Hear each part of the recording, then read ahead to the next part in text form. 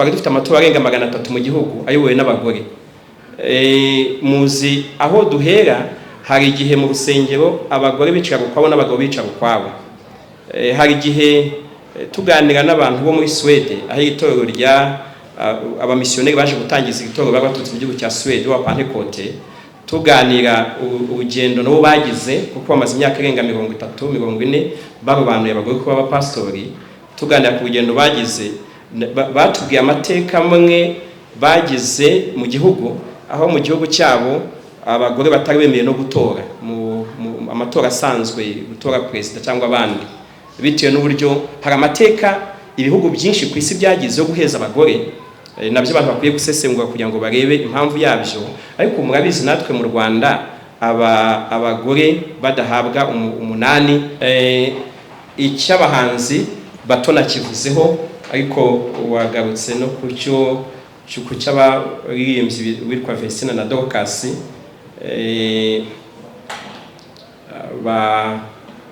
batangiye umurimo mu itorero ryacu muri Murembo rwa Muhoza. Hari icyo baje cy'umwihariko cy'uwashatse gukora ubukwe, Vestina. Mbega ibyo ni ikinyoma. Nigeze numva n'umuntu wita umupastori wabivuze ko mbega ko inkuru yose ibyo yavuze byose yarambeshyeye. Bo Vestina nta nubwo ndahura nawe uza ngo yaje mu biro byanjye mbega uretse ko nta nubwo twanga gusezeranya abantu, tubagira inama, tubaganiriza, dukunda urubyiruko, dukunda umuryango. Umuntu wese wabivuze muri ubwo buryo rero muzabanze mushake muri ko ari n'ikindi kizima ajyavuga. Mbega nimubona umuntu wagiye kukarubanda agakora inkuru y'ikinyoma kandi rwose ashishikaye, muzabanze mube n'izindi yakoze, murebe ko hari ibindi bizima ajyavuga.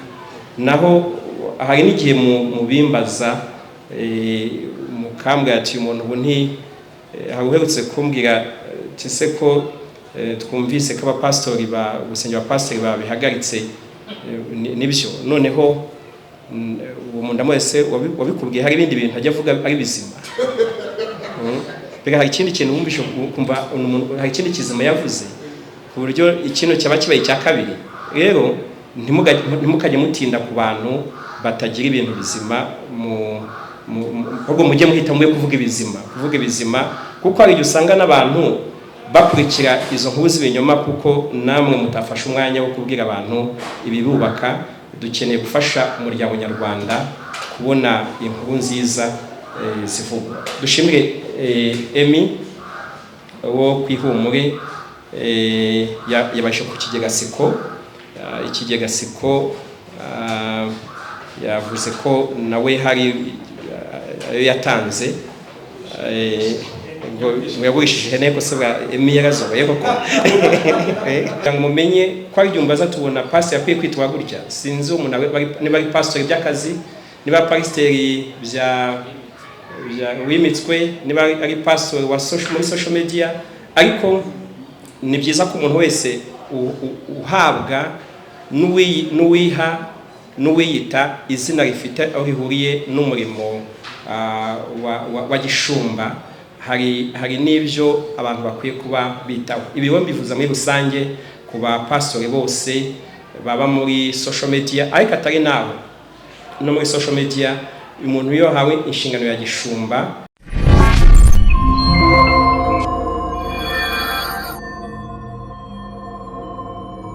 murakoze cyane kandi mwese bashimire, mbahe n'ikaze. Iyo abantu batangiye kwezi kwa 12 babaye kugana mu gusoza umwaka kandi banatekereza umwaka ugiye gukurikiraho, mu ntangiriro z'uku kwezi twifuje kongera kuganira namwe. Mu minsi ishize twagize ikiganiro kuri radio y'Itorero tugaruka cyane ku bikorwa dufite mu mpera z'umwaka. N'uyu mwanya rero biri mu byo dushaka kugarukaho, ariko nk'abantu bari gusoza umwaka numva nshaka no gushimira cyane abanyetorero n'abafatanyabikorwa b'itorero muri rusange. Uyu mwaka wa 2025 no mwaka twatangiye dufite ibikorwa bitari bike binajyanye n'insengero nyinshi zari zifunze, abantu bari mu rugendo rwo kuzuza ibisabwa, ariko igikomeye cyo kwishimira no gushimira Imana nuko umurimo w'Imana, ibikorwa bitandukanye byakozwe muri uyu mwaka kandi tugira ku musaruro ushimishije. Kimwe muri ibyo buriya itorero, kimwe mu byo dukora n'ivugabutumwa ryo kuzana abantu kuri Yesu no kubahindura kuba bigishwa. Muri aya mezi 10 y'uyu mwaka, kuva mu kwa mbere kugeza mu kwezi kwa 10, twagize abizera bashya bakiriye Kristo, abigishwa barenga 26. Rero ni umugisha, ni ibyo gushimira Imana no gushimira abanyetorero ko nubwo byari ibihe bidasanzwe, ariko abantu bakomeje gukora ivugabutumwa. Muri abo kandi harimo 624 bavuye mu biyobyabwenge. Hari ivugabutumwa dukora ryo kujya ku mihanda itandukanye cyane mu kureba rwa rubyiruko mu biyobyabwenge, ko tuzi ko imbaraga z'ubutumwa bwiza ni kimwe mu bihindura abantu n'abari mu biyobyabwenge bakabivamo bakabireka. Rero muri abo navuze harimo 624 bari barabaswe n'ibiyobyabwenge, ariko umunsi dushimira Imana ko babivuyemo. Ibyo kandi tukanabijyanisha kuko itorero ryacu rigira icyerekezo cyo guhindura ubuzima bw'abantu mu buryo bwuzuye. No kuvuga ngo uretse ivugabutumwa ryo kuzana abantu kuri Kristo, binajyana no kwibaza uburyo b'abantu bahinduka mu mibereho yabo, bakiteza imbere, bakagira imibereho myiza. Ariho tugira gahunda zo gufasha abatishoboye kwivana mu bukene, n'ibindi bikorwa bindi byo kwita ku mibereho myiza. Muri uyu mwaka twafashije abantu barenga 27 kubona ubwisungane mu kwivuza. Nacyo nicyo dushimira Imana, ko tunashimira abanyetorero. Binajyana no kubashyira mu matsinda yo kuzigama no kugurizanya kugira ngo biteze imbere, kuko ubu mu gihugu dufite amatsinda arenga 11,240 birimo abantu barenga 332 bahura buri cyumweru bakagira ibiganiro. Tugira abakristo bahuguriwe kwita kuri ayo matsinda, twita abafashamyumvire, babigisha uburyo basha kwiteza imbere, uburyo bazigama amafaranga, uburyo yabyaza umusaruro, kuko muri ayo matsinda yose uyu munsi amafaranga bafite bakoresha mu kwiteza imbere arenga miliyari 4 mu gihugu hose. Ayo ni amafaranga abikwa ku makonti atandukanye y'ayo matsinda, kuko kimwe mu byo twitaho ni iki twakora kugira ngo abakristo biteze imbere. Ku cyumweru iyo baje gusenga ni byiza, ariko turibaza ngo iyo basohotse kwa mbere batashye baba bagiye kuba mu buhe buzima. Rero gutekereza bya bikorwa bituma biteza imbere ni kimwe mu bikorwa by'ingenzi kwitaho. Tunashimira abo bose bakira ubwo butumwa, kuko tubigisha kwiteza imbere, ariko tunashingiye ku mahame y'ijambo ry'Imana, kuko ijambo ry'Imana riduhamagarira gukora, gutera imbere. Imana ishyira umuntu mu ngobyi y'Edeni, yamushyizemo kugira ngo akore kandi kugira ngo abeho neza, kugira ngo abeho ubuzima bwiza. Iyo bari muri ayo matsinda kandi binabafasha gusabana, bibafasha muri ya mibanire yabo. Ikindi ni n'ikijyanye no kwibaza baba hehe, kuko uyu mwaka hari imiryango 233 twafashije, bamwe kubasanira amazu, abandi kubakira amazu yo kubamo, kuko ni kimwe mu bikorwa. Iyo twakiriye umuntu mu rusengero dukwiye kwibaza ubusanzwe niyatashye aba mu buhe buzima. Bikanajyana nabo twafashije kubona amatungo abasha kubafasha mu kwiteza imbere. Uyu mwaka hari imiryango irenga 11,000 yahawe amatungo magufi, ari inka. Abo kwahaye amatungo twakoresheje amafaranga arenga 415 mu kubafasha kubona amatungo abafasha mu gutera imbere mu buzima bwabo ndetse no mu mibereho yabo. Ibi bikanajyana n'igikorwa cyo kwigisha abakuze gusoma no kwandika no kubara. Itora ADEPR kimwe mu bintu ryitaho cyane, kuko mu gihugu hose dufite amasantre arenga 1000 ari gukora. Buri rusengero rwose rwa ADEPR ni ishuri ryigisha abantu bakuze gusoma no kwandika. Uretse guterana ku cyumweru, ariko mu mibyizi tugiramo amasaha duhamagara abaturage binyuze ku muganda, gufatanya n'inzego z'ibanze kugira ngo abahari barimo batazi gusoma no kwandika baze bigishwe. Dufite abarimu babihuguriwe babikora. Iyo tubikoze tuba dushaka ko abantu batera imbere. Buriya kumenya gusoma kwandika no kubara ni kimwe mu bufunguzo rw'ibanze ku muntu ushaka kwiteza imbere. Tubona rero nabyo ari kimwe mu bikorwa byiza twishimira, dushimira Imana. Muri imyaka 5 itambutse tumaze guha certificate abarenga 23 twigishije bakamenya gusoma kwandika no kubara. Ibi nabyo nicyo kwishimira, nicyo gushimira Imana. Bikanajyana nuko babandi ba rwarubyiruko bamwe bava mu biyobyabwenge, twatangije gahunda yo gushyiraho amasantre abigisha imyuga y'ubudozi n'ibindi. Ubu dufite santre 27 zirimo abarenga 1500 bari kwigishwa ibijyanye n'imyuga kugira ngo babashe kwiteza imbere. Narindi kugaruka kuri ibyo bikorwa nka bimwe mu bikorwa n'itorero mu rugendo rwo guhindura abanyetorero mu buryo bwuzuye, kugira ngo hari abantu baba bari mu bihe bari gushaka uburyo insengero zifungurwa zuje ibisabwa, abantu bakagira ngo umurimo urahagaze. Ariko reka tubabwiye ko muri ADEPR turi gusoza umwaka hari ibintu byinshi byagezweho. Dushimira Imana, dushimira abanyetorero.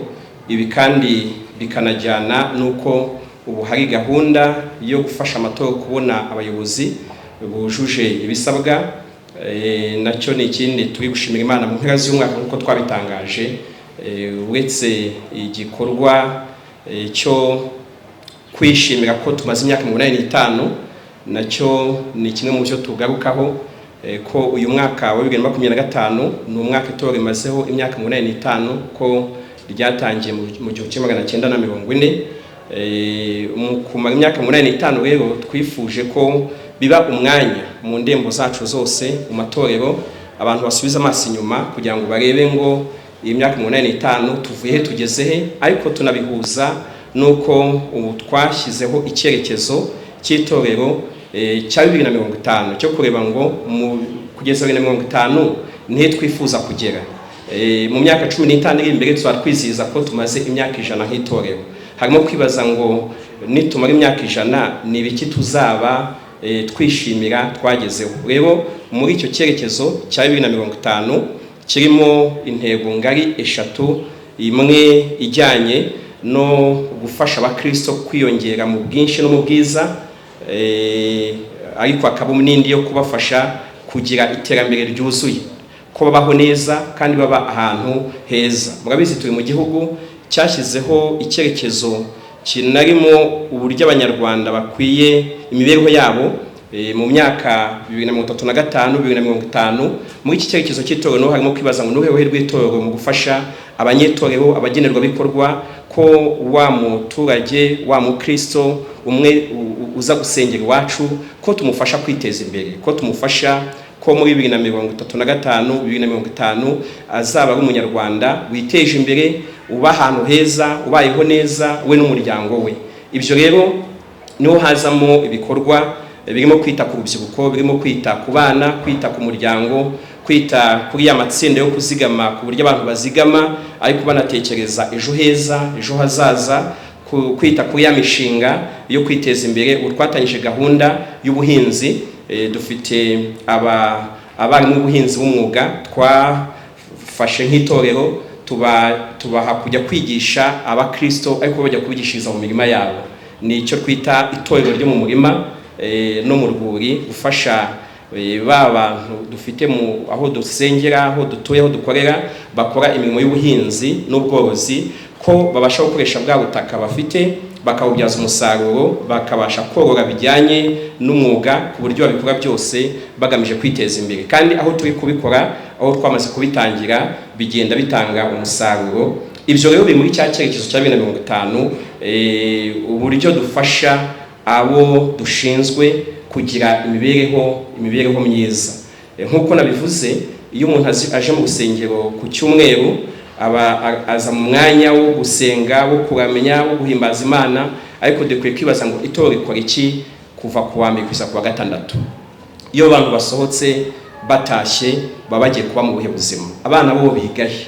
Ese barivuza? Ese bararya? Ese barambara? Ese kuko biba ari ikibazo iyo abantu baje gusenga ariko abana babo bararwaye bwaki, baragwingiye. Ibyo rero dukeneye umupastori, umushumba, umuyobozi utarebera gusa abakristo ko ari mu rusengero, ahubwo unareba ngo iyo bavuye mu rusengero iminsi isigaye babaho mu buhe buzima, kugira ngo bakoreshe za mpano zitandukanye bafite mu itorero. Kuko mu itorero tugiramo impano zitandukanye, tugiramo abantu bafite ubumenyi n'ubushobozi butandukanye. Kubihuriza hamwe bikwiye kuba ari igisubizo cyafasha abanyetorero bose kugera ku iterambere rya mibereho myiza. Muri cya cyerekezo niho twifuza ko urusengero guhinduka umuturanyi mwiza w'aho rutuye. Bega b'abanyetorero mu nama mpuzabikorwa yabo, pastor uhari, b'abakristo bakwiye gusohoka mu rusengero bakareba, bavuze ngo ufashe metero 500, metero 1000, ukazenguka rwa rusengero rwacu, bakareba ngo ni bande bahatuye, babayeho gute, babayeho mu buhe buzima. Noneho bagaharanira gufatanya n'impano ziri muri rya mwitorero kugira ngo babandi baturaniye rwa rusengero kandi bafite imibereho itari myiza babafashe kubavana muri ya mibereho mibi, babafashe kujya ku rwego rwo kwiteza imbere. Ibyo ni cya gisubizo cy'urusengero buhinduka umuturanyi mwiza w'aho uri n'aho uherereye. Rero mu mpera z'umwaka nabwo azaba ari igikorwa cyihariye. Ubu twifuje ko muri buri rurembo dufite gahunda yo kurobanura abapastori twari batangarije mu bihe bishize, guhera ku itariki 9 tuzahera mu rurembo rwa Huye, tugire gahunda yo gusengera abapastori. Ariko muri buri rurembo hazaba harimo n'igikorwa cyo kwizihiza cyangwa se kwishimira aho abantu bageze mu myaka 85, ariko no kongera kuganira n'abagize ubwo burembo imyaka 25 iri imbere.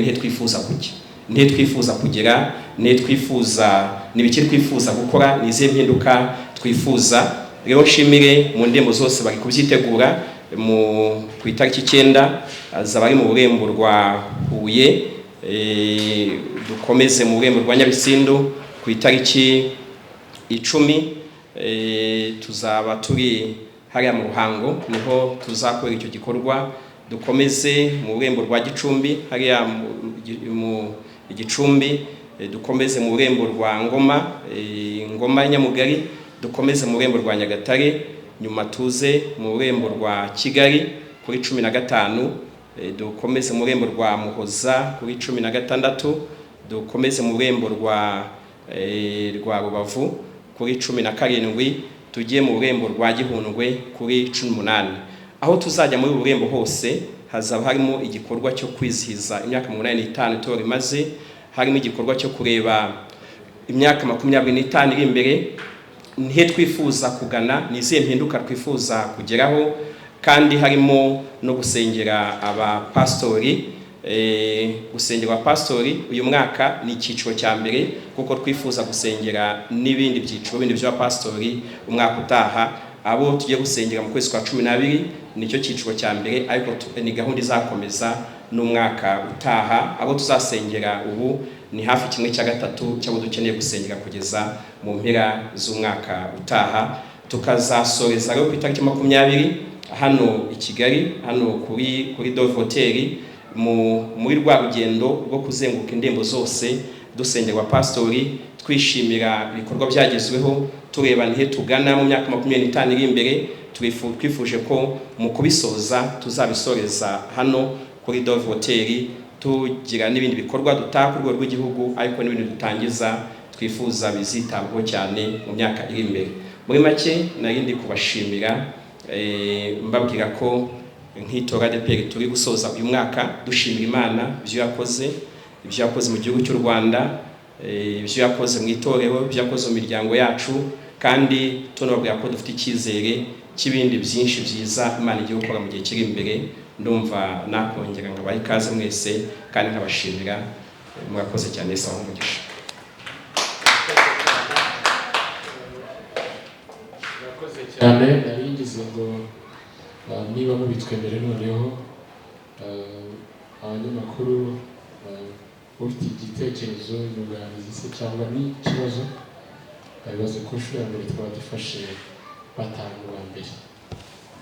Yego, yabanje Reymo, kurikira Pastor Claude na Bob na Seveso, hanyuma na Ikuzo.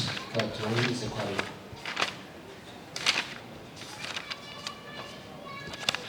Murakoze. Nzavuze nitwa Raymond Tuyishimire, ndi umuseke ndetse n'amakuru y'amanota. Narifite ibibazo bibiri. Icya mbere ni ikigaruka nk'uko mubitubwiye, hari ibyo itorero rimaze kugeraho, ari ugufasha abakristo guhindura ubuzima mu buryo bw'umwuka ndetse no mu buryo bufatika. Hari imishinga itorero ryakoze, arimo n'uyu ahagazemo wa Dove wafashije abakristo. Ese itorero rirateganya imishinga yihe migari mu myaka 25 iri imbere? Muze kubitubwiraho nimba hari uburyo itorero ryateguye mu rwego rwo kwizihiza imyaka 25. Se hari uburyo cyangwa se hari ibyo itorero rivuga ryagezeho cyangwa n'ibyo mugarutseho mutubwiye n'ibyo muri iyo myaka 25 ishize mutubwiye? Hanyuma ikindi nifuza nuko mwaza kugaruka, hari amabwiriza atarakiriwe mu buryo cyangwa yakiriwe mu buryo butandukanye itorero ryaheruka gusohora, arimo nuko abantu batarangije imyaka 17 batemerewe gukora umurimo, ndetse n'abantu bahamijwe ibyaha bya jenoside batemerewe. Mwaza kutubwira kuri ayo mabwiriza kuko abantu bajakiriye mu buryo butandukanye. Murakoze. Murakoze. Nanjye mfite ikibazo kimwe n'atari bibiri. Ku itariki 25 z'ukwa 9 2021, iyo tariki numva muyibuka, nibwo umwaka umwe w'inzibacyuho wari urangiye mutorerwa kuyobora ADPR Church nk'umushumba mukuru. Ni imyaka imaze kuba 5, harabura umwaka utanu ngo muzasoza manda yanyu. Ni manda yaranzwe n'impinduka nyinshi, ku buryo abanyetorero hari abagiye babyakira, hari abatabyakira cyangwa se batarabyumvise neza. Murabizi uburyo mwagiye muhangana nabyo. Umuntu akibaza ati muri za mpinduka zose mwagiye mukora cyangwa se mugenda mukora, wenda kugira ngo hagire n'ibyo mushyira ku murongo, mubona mugeze nko kuri kangahe ku ijana kugira ngo wenda za mpinduka wifuzaga ujyaho cyangwa se komite yanyu mujyaho mube muzigeze ku musozo, cyane ko manda yanyu igiye kurangira, cyangwa twitege ko impinduka noneho aribwo zitangiye kuko mwinjiye mu mwaka wanyu wa nyuma? Ikindi cya kabiri, mugenzi wanjye yabaye nko bikomozaho, mwavuze ku kintu cyo gusengera abapasiteri, ariko ntimwakomoza ku kindi cyiciro cy'abapasiteri batari bamenyerewe mu itorero rya ADPR, abapasiteri b'abadamu cyangwa se abategarugori. Hari abakoreshaga ijambo ritari ryiza baryishingikirijeho ngo abagore ni inzabya zoroshye, nubwo atari ko Bibiliya ivuga yuko ari inzabya zidahwanije n'abagabo gukomera. Umuntu akibaza ati ni iki cyahindutse? ADPR yategereje iki imyaka 80 hafi 100 kugira ngo none hige yakimika aba bagore?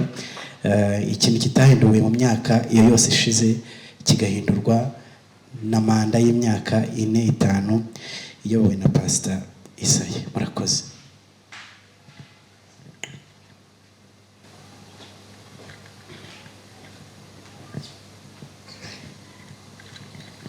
Murakoze. Ni Pastor Claude ku bw'Ikaze TV Rwanda. Nyakubahwa umuvugizi w'itorero rya ADPR, mbere ya byose nsaba amashyi tubashimire ku byo mumaze kugeraho mu itorero rya ADPR.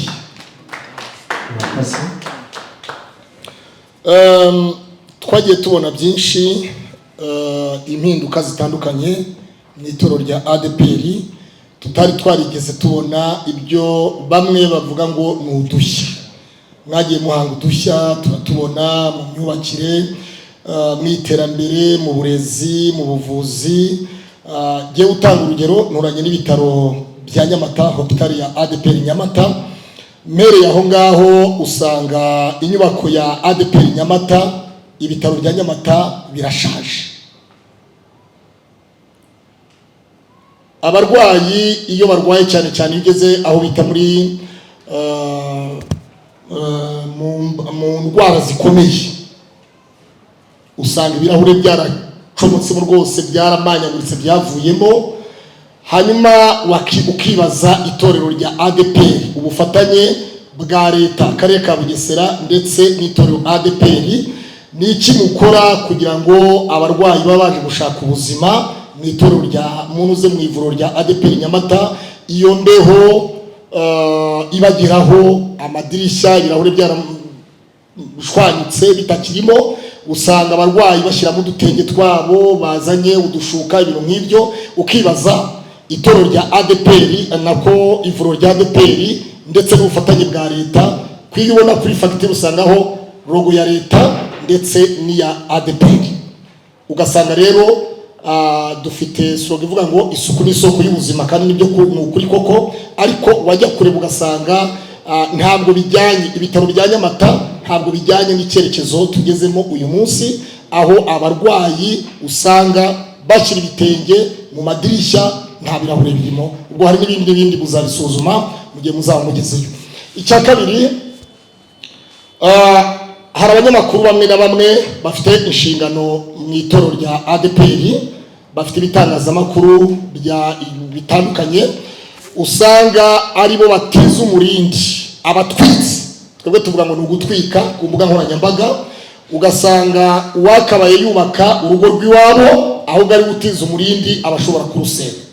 Kandi bamwe muri abo ngabo bafite inshingano, ni ba perezida b'amakorali, ni abadiyakoni, bafite ibitangazamakuru, byakabaye biyobora uwo muyoboro abakristo b'itorero rya ADPR, kubashyira ku murongo. Ariko ugasanga bibakura mu murongo wa gahunda z'itorero rya ADPR, bagamije kubona indamu n'indonke, ariko bakiyambura umwambaro w'ubukozi bw'Imana muri iryo torero rya ADPR. Ese abantu nka iyo mubagezeho cyangwa mubayobora mukabona basenya itorero, bahabwa inshingano mu itorero, mubivugaho iki, mubikoraho iki? Urugero, sindi bujye kuri mumbabarire kuba natangaza izina rimwe. Uwitwa Pamphile yigeze kuvuga ko kwimika abadamu atari wowe ubyikoresha nk'umushumba w'itorero rya ADPR, ndetse akoresha n'imvugo nyandagazi ntari butinye kuvuga, yakwise agapipi, igipopi. Ese koko waburi igipopi ukoreshwa? Hari izindi mbaraga zigukoresha nk'umuvugizi wa ADPR, Pastor Ndayizeye Isayi, abantu bakaba bakubona nk'igipopi uyoboye itorero, ariko kandi inyuma yawe hari abandi bariyobora batari Ndayizeye Isayi. Tugarutse ku gusengera ku bana b'abahanzi bari munsi y'imyaka 18, hari abana b'abakobwa babiri, Vestina na Dorcas, ni abakristo mu itorero rya ADPR Muhoza, basengeraga muri iryo torero ari abanyeshuri. Nyuma yaho baza kuba abahanzi ku giti cyabo, baza kujya mu maboko y'abantu batari abakristo b'itorero rya ADPR, batangira kwambara bitandukanye, kudefiriza bitandukanye n'itorero rya ADPR, indangagaciro za ADPR. Nyuma yaho umwe muri bo, Vestina, aza no gushyingirwa.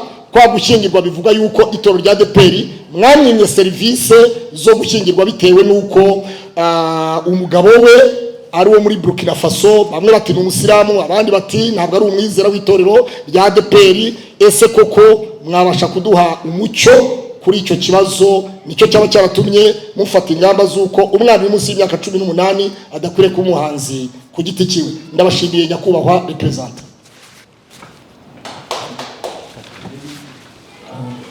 Murakoze. Nitwa Ikuzo Emi,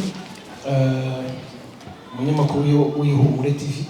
Hanyuma nyakubahwa mushumba, mfite ibibazo bigera muri 3 cyangwa se 4, byose nibuze kubibariza rimwe ko sinza kugaruka kuri mikoro.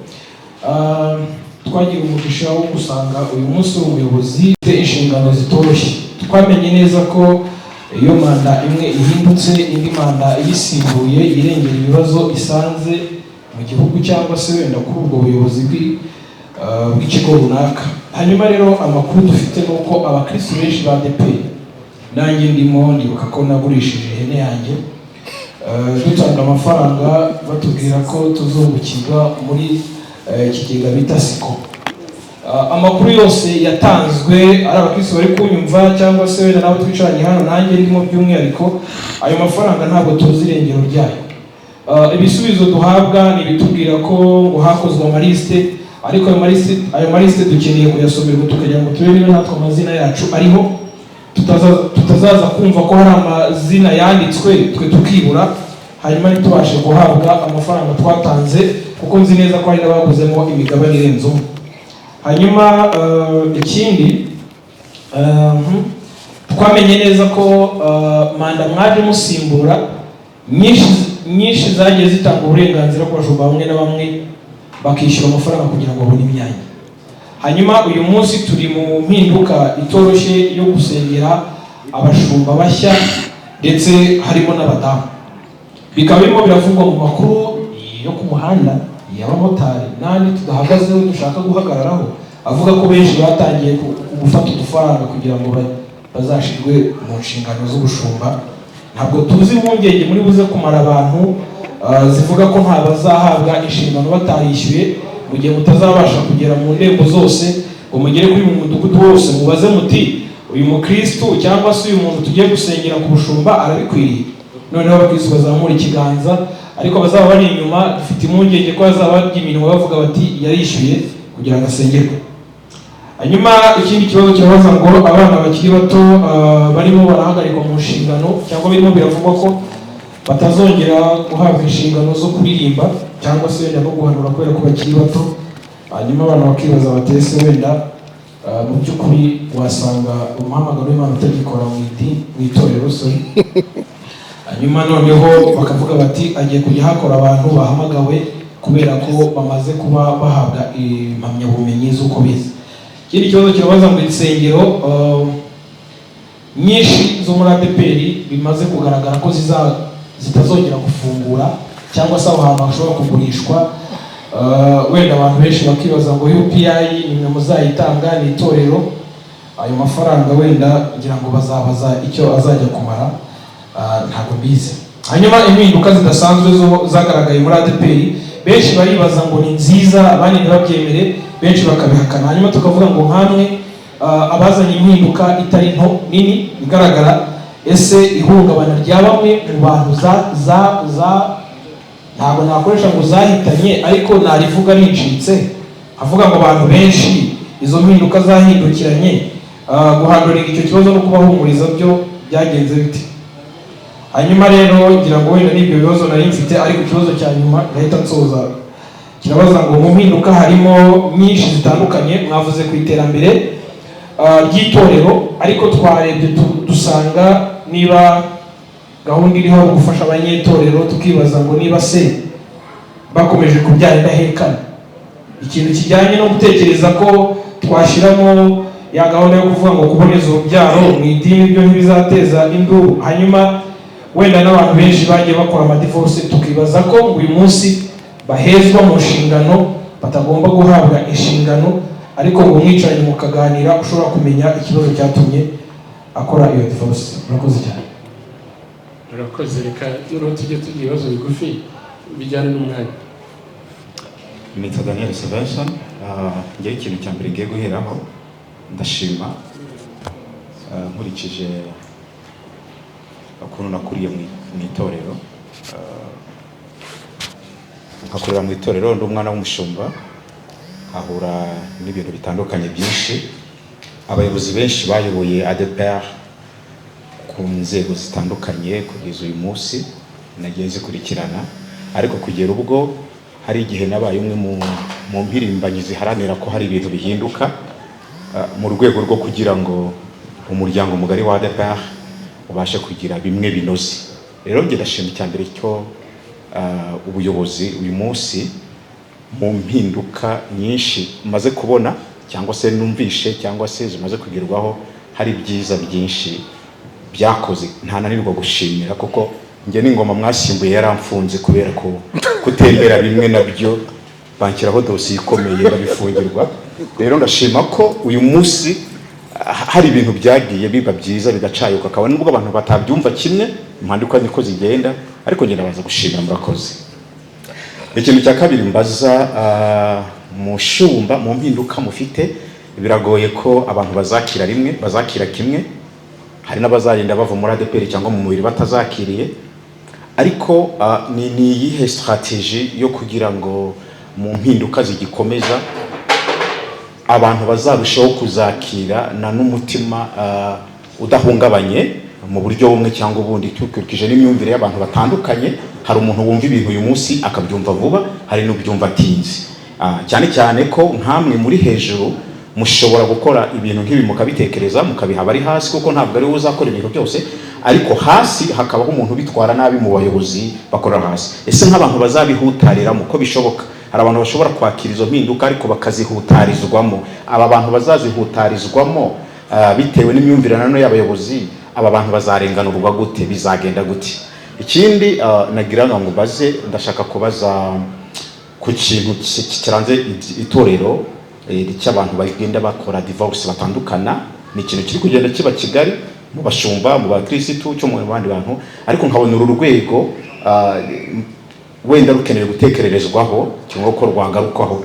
Aba bantu nubwo bakoze divorce, hari ukuntu mu itorero bahita babita ko ari abapagani batazajya mu ijuru, ko barimbutse. Abantu bagatangira guhura n'ihungabana mu buryo bumwe cyangwa ubundi, kandi sinibwira ko gutandukana ari ijuru. Iki kintu aba bantu bagomba kubyemererwa ihumure bahabwa. Kandi nkagaruka kuri abo gisi imiryango yatandukanye iri aha hantu, ko mwicaza ibyicaro bimwe by'abapfakazi, ibyicaro bimwe by'imfubyi, mukabaganiriza mukabitaho. Aba bantu bagize ibyago nk'abadivorce bo bateganyirijwe kugira ngo baganirizwe. Ikindi, ese aba bana bavuka kuri no miryango yakoze divorce bo bararengana, bari innocent, ntago bibareba. Ese bo mubateganyirizwe kugira ngo mugire igihe nkuko muganirira n'imiryango y'ababyeyi, bose mugakora ama celebration atandukanye. Aba bana bo bavuka mu bikomere by'abadivorce, ese bo nta kintu mubateganyirizwe ngo mubahe umwanya wa mubaganirize, mubereke ibirimo kugira ngo nabyo bakomeze? Nsoza icyanyuma nashakaga kubaza icyanyuma, mu ngoma zose zaranze ADPR zabaga zifite inama, ariko tugakorana nabo inama itararangira, imyanzuro tukayimenya inama itararangira, tukadusanga aho turi byose. Ariko uyu munsi biragoye kugira ngo tuzamenye ko inama yabaye, tuzamenye ko imyanzuro yabaye. Ese nyakubahwa umushumba, iki kintu cyaba ari strategy byagenze gute kugira ngo iki kintu noneho ADPR ibikore ibintu noneho ukabona biri secret? Ibibazo byiza mwabajije, ariko byinshi muzi n'ibisubizo byabyo. Abenshi mu tubanye igihe mu itorero, kandi itorero n'umuryango, nubwo nyine mwicaye nk'abanyamakuru, nanjye nicaye nk'umushumba mukuru kugira ngo mbaze mbasubize, ariko ibyinshi mwabisubiza. Raymo yagarutse ku mishinga iteganywa, hari ibyo twagiye tuvuga kandi tuzakomeza no kubigarukaho. Buriya umushinga wa mbere ni ibikorwa byo guteza imbere abakristo mu buryo bwuzuye. Mbega ni ukubaka itorero kurenza ADPR gusa nka institution, ahubwo itorero ryita ku miryango, ryita ku buzima bw'abanyetorero. Iyo mishinga itandukanye ifasha abakristo ubwabo kugira ibikorwa bibateza imbere. Icyo ni kimwe. Kwa n'ibindi bikorwa by'iterambere, nagaruka ku cyo Claude yavuze, kuko ubu turateganya kwagura ibitaro bya Nyamata. Ni kimwe ni ibitaro byashyizwe ku rwego rw'ibitaro bya kaminuza, byakira abantu benshi. Biriya bibazo yabonye bimwe biterwa n'uko byakira abantu benshi cyane bitewe n'aho biherereye, ko byakira abantu bo mu karere ka Bugesera n'ikindi gice kimwe cyo muri Kicukiro, ndetse n'ikindi gice kindi cyo muri Kirehe. Rero byakira abantu benshi cyane ku buryo hari gahunda yo kubyagura, kubaka ikindi gice kindi cyane, binajyanye n'uburyo umujyi wa Nyamata uri gutera imbere, binajyanye n'abantu benshi bagiye kujya bagana u Rwanda baciye muri kiriya gice. bijyanye no kubakwa ikibuga cy'indege, ariko harimo n'ibyatangiye gukorwa. Nk'ubu hari inzu ishya ya maternité na neonatologie iri kubakwa, bigeze ku kigero cya 76%, biteganijwe ko mu mpera z'umwaka izaba irangira, ku buryo umwaka utaha izatangira gukoreshwa. Rero ugiye wasanga ari amazu yandi mashya yo kubakwa. Mbega gahunda yo kubivugurura, yo kubyagura yaratangiye, ariko na kimwe umushinga uteganywa mu gihe kiri imbere. Ikindi hari umushinga ubu umaze imyaka mike watangiye kugira ikigo cy'ubwishingizi mu kwivuza. Hari n'imiryango myinshi wifuzwa n'uwo mushinga witwa UBF. Ngiye wamwinjira hano hari aho mwabonye handitse UBF, cyane ikigo cy'ubwishingizi bw'ubuzima. Twifuza nuko cyaguka noneho kikaba cyatanga n'ubwishingizi bw'ibindi birenze ubuzima bw'inyubako, bigafasha n'andi matora atandukanye atari ADPR. Hari umushinga wo kugira ibigo by'icyitegererezo by'amashuri. Dufite ibigo 316, ariko dufite gahunda y'ibigo by'icyitegererezo bizaba biri muri buri murembo, bikarajyana n'umushinga wo kugira kaminuza y'itorero.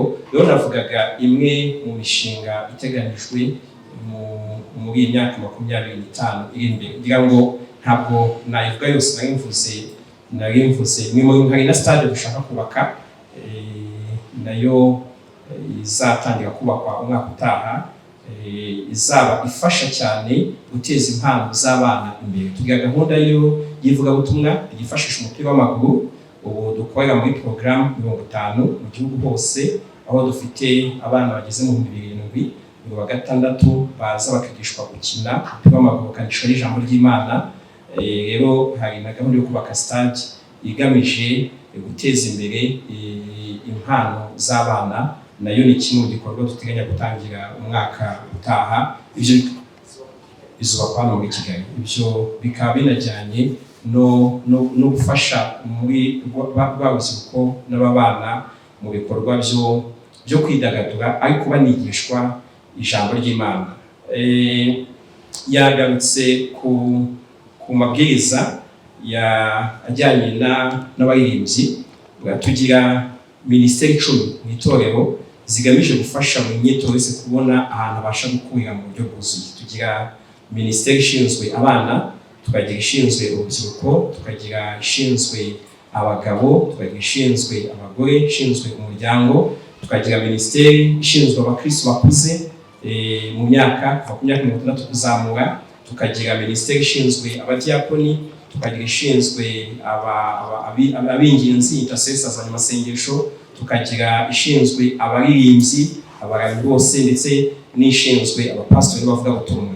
Mu minisiteri rero igira amabwiriza ashyiraho imirongo bakora gute, bigenda ni gute bakora wa murimo wabo, kandi buri minisiteri ikagira n'abayobozi bayishinzwe. Abaririmbyi nabo ni kimwe mu cyiciro gikorera mu itorero, gisanzwe kigira amabwiriza.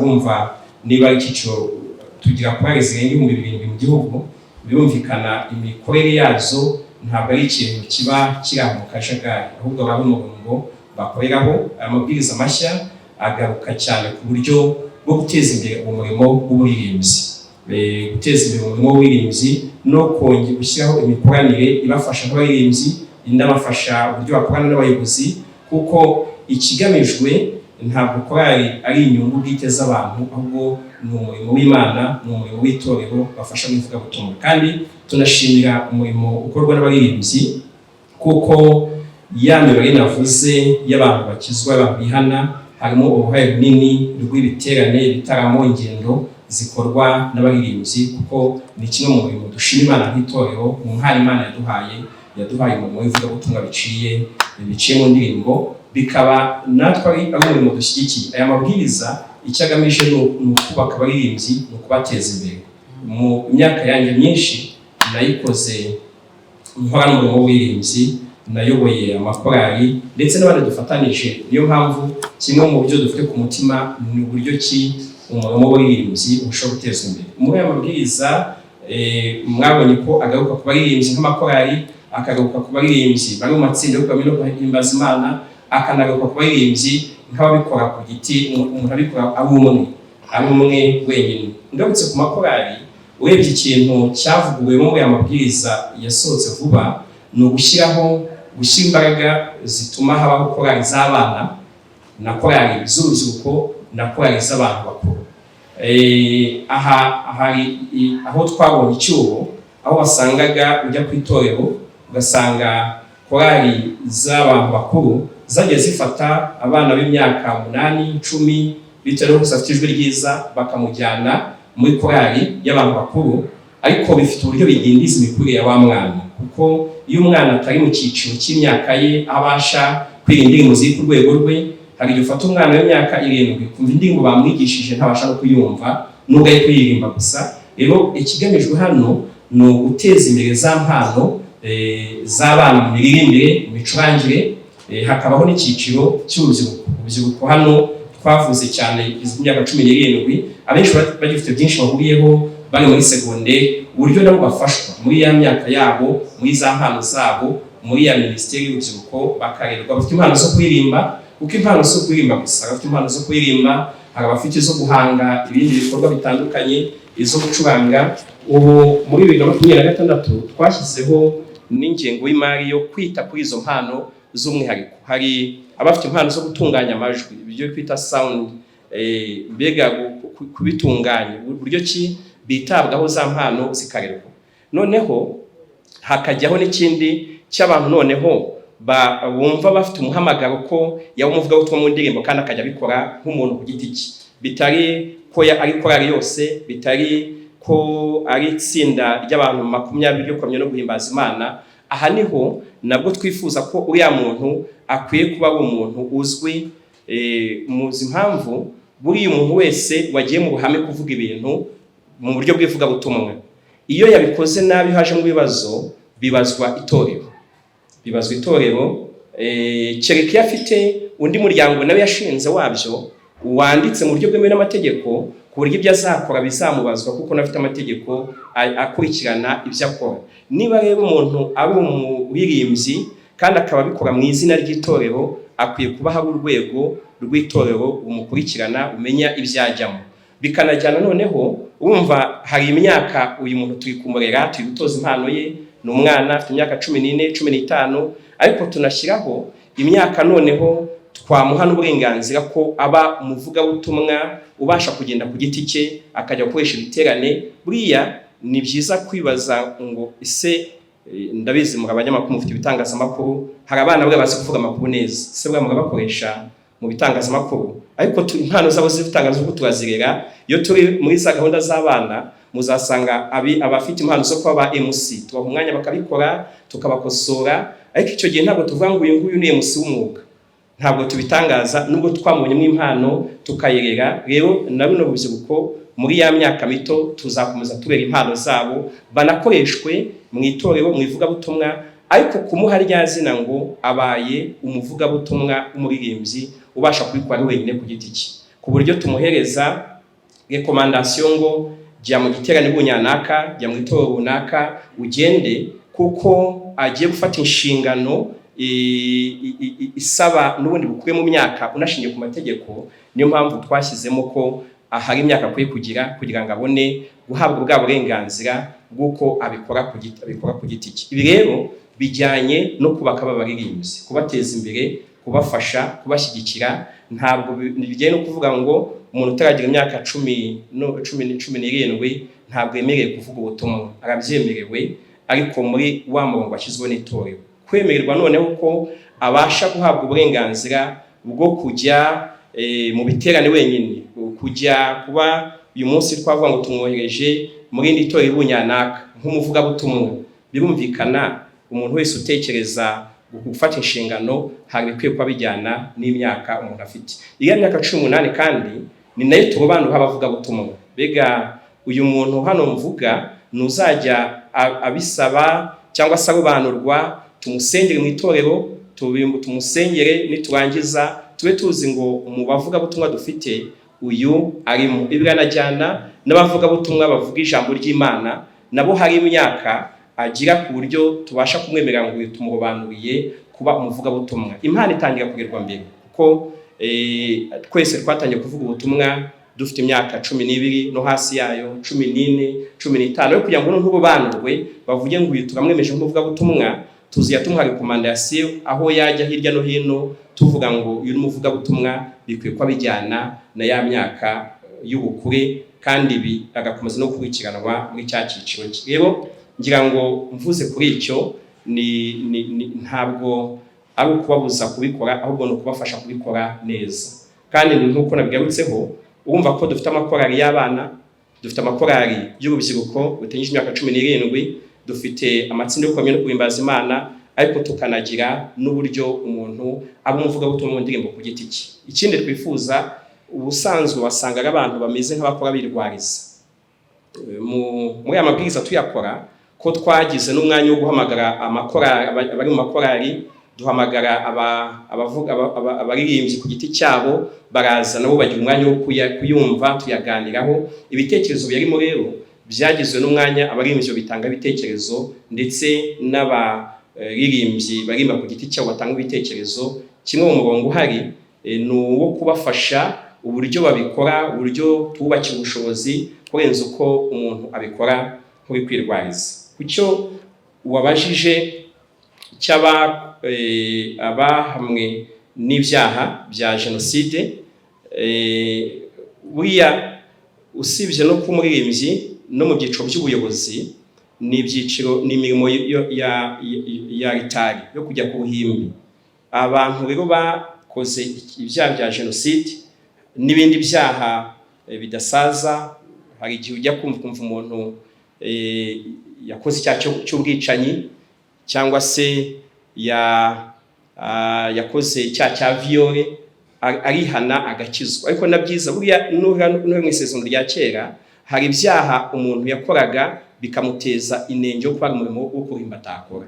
Rero ibi nabyo ni byiza ko abantu bumva ko hari ibyaha umuntu akora akabyihana, kubarirwa akaba umukristo mwiza, ariko akaba hari imirimo ya ritari aba atakemerewe gukora. Ni ibi nabyo biri mu murongo, kandi ni byiza ko dukwiye kumva wa muntu ujya ku ruhimbi akwiye kuba ari n'umuntu ufite n'icyo twita autorité morale. Autorité morale ni uko hari ibyaha umuntu akora bikamusigira umugayo, nubwo yihaneka umukristo mwiza bikamusigira umugayo, ku buryo abatakiri umuntu ukemerewe kujya ku ruhimbi ngo abe ujya kuba uyobora abandi cyangwa utanga urugero ku bandi, nabo bakwiye gukomeza gufashwa muri rwa rugendo. Mucyo Bob yabajije, yavuze ko imyaka 5 yabaye imyaka y'impinduka, bazise tugeza nko kuri kangahe, twizere ko ziri kurangira cyangwa se zigiye gutangira. Buriya impamvu z'impinduka ni uko turi mu isi igenda. Buriya Yesu yaduhaye umurimo tuzakora, ariko ntiyatubwira uburyo tuzawukora. Muri Mateyo 28 Yesu agaruka aduha umurimo, mugende muhindura abantu babigishwa banjye, mubigishe kwitondera ibyo nababwiye, ariko ntiyavuze uburyo tuzabikora. Impamvu atabivuze ni uko uburyo tubikoramo bijyana n'ahantu n'igihe n'uburyo nk'uyu munsi tuyikoresha ikoranabuhanga mu bivuga butumwa. Yesu ntiyabivuze, ariko impamvu tubikoresha uyu munsi ni uburyo buhari. Rero ntabwo nakubwira ngo gukora impinduka bigiye kurangira kandi isi igikomeje urugendo. Wize science w'umuganga, isi ikomeje urugendo. Rero nta nubwo navuga ngo noneho kuba hari ibintu byahinduka mu itorero birahindutse birarangiye. Icyakora turishimira aho impinduka zigeze. Ntabwo navuga ngo mu byo twifuzaga bikwiye guherwaho bihinduka, kuko mu gihe twatangiraga amavugurura harimo ibyagombaga guherwaho. Mu byagombaga guherwaho iyo ndebye mbona hasigaye nka 5% y'ibijyanye n'impinduka. Ariko muzi ko impinduka nazo ubwazo hari igihe zisaba zizana izindi mpinduka. Hari igihe impinduka ubwazo wakoze zisaba kwabaho izindi mpinduka. Ikindi ntabwo itorero riri mu muryango waryo wonyine, riri mu gihugu. Haza andi mabwiriza n'andi mategeko areba insengero, areba amatorero mu gihugu. Iyo ibyo nabyo bikozwe, hari ibindi tuvugurura bijyanye n'uko ntabwo turi twenyine, turi ahantu hari andi mabwiriza yandi asohoka asaba ko habaho impinduka. Numva rero ni byiza ko twishimira aho tugeze, ariko icyo kuvuga ko impinduka ziri kurangira birajyana n'izindi mpinduka zigenda zibaho. Hari andi mabwiriza agenda asohoka bigasaba ko abantu bagira impinduka zijyanye nayo. Icyo kurobanura abagore ku nshingano ya gipastori mu gihe tumaze imyaka 85, mbere imyaka 85 ntimukefate nk'imyaka myinshi. Nta nubwo bitangiye kubarobanura, ntibitangiye muri uyu mwaka, ntibinatangiye no muri imyaka 5. Ngenza kuyobora ADPR nasanze abagore baramaze kugirwa abayobozi b'amatorero, ari abavuga butumwa bw'uyu amatorero. Ubu twari dufite amatorero arenga 300 mu gihugu ayobowe n'abagore. Muzi aho duhera, hari igihe mu rusengero abagore bicara ukwabo n'abagabo bicara ukwabo. Hari igihe tuganira n'abantu bo muri Swede, aho itorero rya abamisiyoneri baje gutangiza itorero babaturutse mu gihugu cya Swede wa Pentecote, tuganira urugendo nabo bagize kuko bamaze imyaka irenga 30-40 barobanuye abagore kuba abapastori. Tuganira ku rugendo bagize, batubwiye amateka amwe bagize mu gihugu, aho mu gihugu cyabo abagore batari bemeye no gutora mu amatora asanzwe, gutora perezida cyangwa abandi, bitewe n'uburyo hari amateka ibihugu byinshi ku isi byagize yo guheza abagore. Nabyo abantu bakwiye gusesengura kugira ngo barebe impamvu yabyo. Ariko murabizi natwe mu Rwanda abagore badahabwa umunani, murabizi abana b'abakobwa batemererwa kwiga cyangwa badahabwa amahirwe yo kwiga.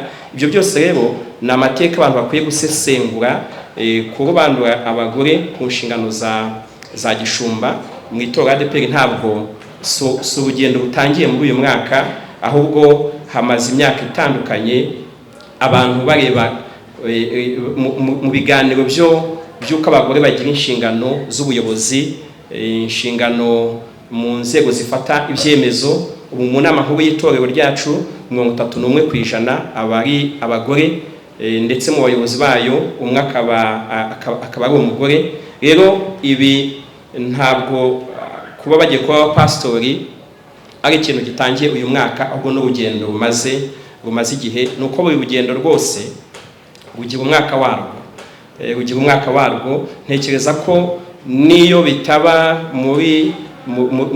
ari umushumba mukuru iza uyoboye itorero, n'undi wese kuba ayoboye itorero uyu mwaka ye gusengera abapastori, kuko ni ibiganiro byatangiye mu gihe gitambutse, kandi tubona nk'igisubizo kuko mu bapastori bagiye kurobanurwa 33% yabo ni igitsina gore. Ibyo turabishimira Imana, kandi tubashimira uburyo ubona babyiteguye, uburyo ubona bafata inshingano yo gukora umurimo w'ivugabutumwa n'ibindi bikorwa bya gishumba. Pastor Claude mu byo yabashije nabigarutseho ku bitaro bya Nyamata, hari gahunda yo kubyagura yaratangiye, hari ibikorwa bihari. Yanagarutse ku banyetorero bagire bitangazamakuru, kandi ugasanga rimwe na rimwe ibiganiro byabo biba ibyo gusenya kurenza uko byubaka. Hari nabo usanga ibiganiro byabo ugasanga hafi buri cyumweru afite inkuru y'ikinyoma yakoze.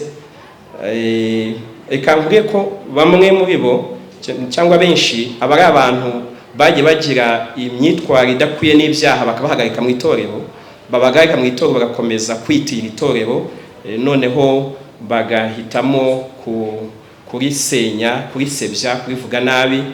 Hari n'abandi usanga ino biterwa nuko nta burere bafite busanzwe, kuko hari ibyo ubona ukubona ni ukutubaha, ni ukutibaza ngo iyo mvuze ADPR, ko ADPR si izina n'abantu, ni umuryango w'abantu. Akwiye kubanza kuva mu maso abantu avuze ari bande, ariko umuntu ugira ubushobozi bwo kuva mu maso abantu agiye kuvuga abafite uburere bwatuma hari ibyo atavuga. Iyo avuze ADPR ntabwo avuze izina, avuza abantu. Rero bamwe babiterwa n'uburere. Ikindi bavuze nyine nuko usanga hari ababiterwa no gushaka za views, babone ya maronko. Hari nabo n'abakoreramo ibyaha, iyo usanga abanyamategeko bari kuvuga abantu ko ibikari ibyaha bakoze, ndetse akaba n'igihe wibaza niba koko yaramaze kwegeranya azatunga umuryango we. Bega ariko ikintu nyine cyiza, namwe muba muri gospel, namwe abenshi muri hano muba muri gospel, umuntu yakibaza kuko iyo bikoze kuriya tugira hari igihe abantu babyitira za social media. Muzumva abantu benshi bakunda kuvuga kuri social media, bavuga ku ba YouTubers, kandi ugasanga impamvu babivuga mu ubwo buryo bigaterwa nabo bagenzi banyu bagira iyo myitwarire. ADPR iyo kuba uyu munsi waza ukayivuga nabi, ukayivuga ugashaka ibinyoma uvuga, ntabwo bihindura, ntabwo biduhindura ibyo, ntabwo tubice uko icyo turi cyo turakizi. Ahubwo mwebwe b'abantu mubafasha gute? Ahangaha harimo uburyo abapasitoro bakwiye kubafasha mu kubagarura mu nzira nziza. Bamwe nk'uko babivuze baba baramaze guta iyo nzira y'ubukristo, abandi nta burere bafite mu buryo busanzwe, abandi badafite ikintu kibatangira. Rero ahubwo namwe mbabatumeho mujye mubafasha, kuko iyo bitwara gutyo abantu namwe barabibitirira. Abantu bagira ngo niko abantu bo muri social media bakora, ariko ndabizi ko harimo n'abandi benshi bakora neza, tubishimira. Rero abo kuko muhuje umwuga, mujye namwe mwicarana nabo mubabwire ati muri gusebya umwuga wacu, muri gusebya izina ryacu. Ahubwo nanjye kubaza ikintu mubakorera, kuko bamwe nta nubwo bakiza no mu rusengero, nta nubwo bakita abapasiteri bahamagaye, ahubwo mwebwe mubamuvuga nyine kuri iyo mihanda. Yego, rero aba rero mureke ntibakaduteshe umwanya. Ikindi dukwiye gukomeza gufasha abakristo n'abanyarwanda ariko muri rusange, kuko mu bihe byashize bavugaga murabona sound proof dushyira mu nsengero kugira ngo bidasakuriza abantu. Ndi kwibaza atari ko sound proof izajya mu kirere yo niye ko mbona igihe abantu basakuriza abantu mu nkuru zikorwa zitarizo. Mbega abantu nabwo ntekereza ko ababishinzwe mu gihugu bashinzwe by'amategeko, kuko turi mu gihugu kibariza amategeko, turi mu gihugu kidashyigikira ko abantu bajya hariya ku karubanda ngo batukane, batuka imiryango, basebeje, baharabike abandi, babeshyira abandi. Rero dutekereza ko ni ibintu bishinzwe abantu batandukanye, nabo bazagenda babikurikirana. Icy'abahanzi bato nakivuzeho, ariko wagarutse no ku cy'abaririmbyi witwa Vestina na Dorcas.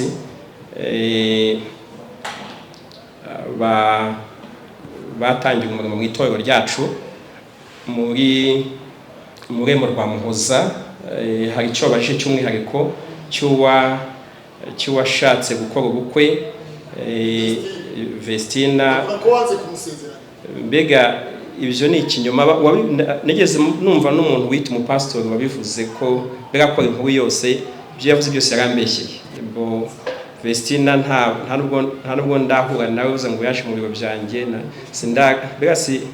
mbega uretse ko nta nubwo twanga gusezeranya abantu, tubagira inama, tubaganiriza, dukunda urubyiruko, dukunda umuryango. Umuntu wese wabivuze muri ubwo buryo, rero muzabanze mushake muri ko hari n'ikindi kizima ajya avuga. Mbega nimubona umuntu wagiye ku karubanda agakora inkuru y'ikinyoma kandi rwose ashishikaye, muzabanze mube n'izindi yakoze, murebe ko hari ibindi bizima ajya avuga. Naho hari n'igihe mubimbaza mukambwira ati umuntu ubu uherutse kumbwira se ko twumvise ko abapastori gusengera abapastori babihagaritse. Nibyo, noneho uwo muntu wese wabikubwiye hari ibindi bintu ajya avuga ari bizima. Mbega hari ikindi kintu wumvishe kumva hari ikindi kizima yavuze ku buryo ikintu cyaba kibaye cya kabiri. Rero ntimukajye mutinda ku bantu batagira ibintu bizima, ahubwo mujye muhita mwe kuvuga ibizima kuko hari igihe usanga n'abantu bakurikira izo nkuru z'ibinyoma kuko namwe mutafashe umwanya wo kubwira abantu ibibubaka. Dukeneye gufasha umuryango nyarwanda kubona inkuru nziza zivugwa. Dushimire Emi wo kwihumure yabashe ku Kigega Siko. Ikigega Siko yavuze ko nawe hari ayo yatanze ngo yagurishije ihene ko se Emi yarazoboye koko ariko wasanga hari ikindi kirwa iheneye. Bo mu bihe bishize kuko urumva Ikigega Siko ni ikigega cyashizweho n'abantu ku giti cyabo bagira imigabane n'itorero rigiramo imigabane. Kimwe mu bintu byabaye nuko abantu benshi bemeye gutanga imigabane ariko ntibayishyura. Bega habaye kwiyemeza amafaranga abantu bazatanga, ariko abatanze bemeje aba makeya ataratumye ikigega gikora. Bega ayatanzwe ari munsi ya 2% yagombaga gutangwa. Urumva niba abantu biyemeje gushyira hamwe amafaranga ngo bakore, noneho bakagira kwiyemeza, umuntu avuga ati nzatanga 5 miliyoni, nzatanga 200. Hari kwiyemeza ni kimwe, ari n'abantu tuganira tugasanga icyo ari kwishyuza nawe yiyemeje ntabwo ariyo yatanze, ariko hari na bake nyine bafite ayo batanze. Muri iyi minsi ishize habaye kuvugurura abari bagize urwego rw'ubuyobozi bw'ikigega, kuko umva ikigega ADEPR niyo ifite muri imigabane. Rero hari urwego rw'ubuyobozi bwacyo bahawe inshingano zo kugira ngo bafashe uburyo bwo kugisoza, bafatanije n'abanyamuryango batanzemo ya migabane. Ndumva niba nawe hari watanzemo kuri ya liste wavuze, niba bazaguhamagara. Hari gahunda yuko abagize icyo batanga mu bicara bakaganira bakareba uburyo kibwo kubisoza. Ariko ikibazo kinini cyabaye nuko hari ayo abantu biyemeje gutanga nyuma yo kwiyemeza, ariko abayatanze baba bakeya, ariko nacyo kiri mu bintu bigomba kurangira. Yagarutse ku cyo kubana wa pastori, aho yavuze ko ari imyaka yagiye ibaho abantu bagasengerwa ku nshingano za pastori bitewe n'ikintu batanze. Tubaza uyu munsi uburyo bimeze. Cyo nakwizeza nuko uburyo bukoreshwa umunsi mu kubana wa pastori ni uburyo bushingiye ku muhamagaro, ku buhamya, ku bushobozi bw'umuntu. Nta muntu wahabwa inshingano za pastori bitewe nuko hari icyo yatanze. Kandi mu kubarobanura bica mu bapastori muri paruwase, bikaza ku rugo rw'urembo, bikajya mu nama y'abashumba, tukanabereka abakristo. Iyo tuberetse abakristo, nabwo uwaramuka agaragayeho ko afite ubuhamya bubi kugeza umunsi ari busengerwe yabyambura. Yewe mu mabwiriza yacu anateganya ko nubwo yari amaze gusengerwa hakagaragara ko hari ikintu kitamenyekanye mbere mu nk'akazi, ahubwo ni umuhamagaro ujyanye no gufasha abakristo gutera imbere mu buryo bw'umwuka. Yagarutse no ku kindi cy'insengero babona zitazakomeza kubaho, nk'uko twabigarutse mu bihe bishize. Twagize umwanya wo kuganira n'amatorero kureba ngo ni izihe nsengero tubona zakuza ibisabwa kugira ngo zishyirweho imbaraga, no kureba izindi tubona zitazabyuzuza kugira ngo zihuzwe, ayo matora ahuzwe. Icyo cyarakozwe. Ikindi rero ni cyo kwibaza, hamwe hari ibikorwa hatazakomeza kuba insengero, ese bizagenda gute? Uburyo bizagenda, hari amatsinda y'abantu bafite inararibonye bitandukanye mu bikorwa by'iterambere, ariko kugenda areba buri hantu hakorerwa iki.